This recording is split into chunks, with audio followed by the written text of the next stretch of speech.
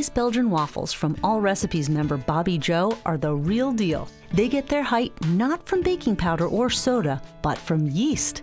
Because of the yeast, it takes a little more time for the batter to come together, but the flavor and crisp edges make it well worth the effort. Let's begin by activating the yeast. Add a 1/4 ounce of active dry yeast to a 1/4 cup of warm milk. It should be about 110 degrees. Let this sit until it starts to look creamy. It will take about 10 minutes. Now in a large bowl with 3 egg yolks, add 3/4 cup of melted butter that's been cooled to lukewarm. And another 1/4 cup of warm milk. You want to be sure the milk and butter aren't too hot or else they can kill the yeast. Whisk it together. Add the yeast mixture. 1/2 cup of granulated sugar, 2 teaspoons of vanilla extract, 1½ teaspoons of salt, and whisk it all together.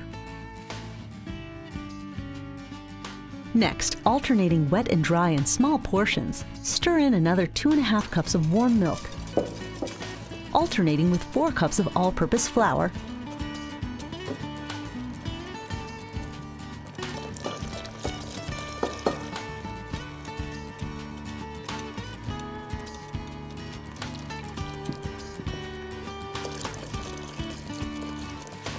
and ending with the flour.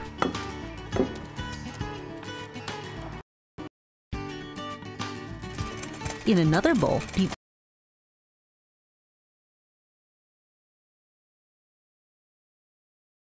whites gently into the batter.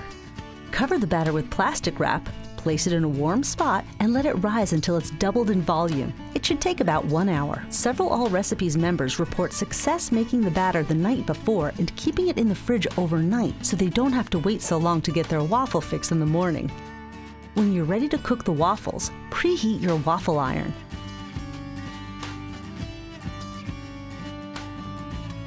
Brush or spray the plates with a little vegetable oil.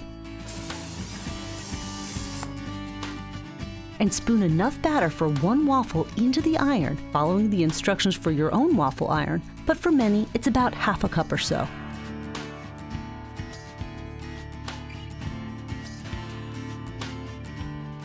Close the lid and bake until the batter stops steaming and the waffle is golden brown. You can serve each waffle as it comes off the iron, or keep them warm in a 200-degree oven while you bake the remaining waffles. Serve these Belgian waffles with fruit, whipped cream, and maple syrup or honey, however you like them. All Recipes member Serena says, a recipe worthy of 5 stars. I've made these waffles many times. Whether you make the batter the night before or the morning of, they're amazingly delicious, crispy outside and soft inside.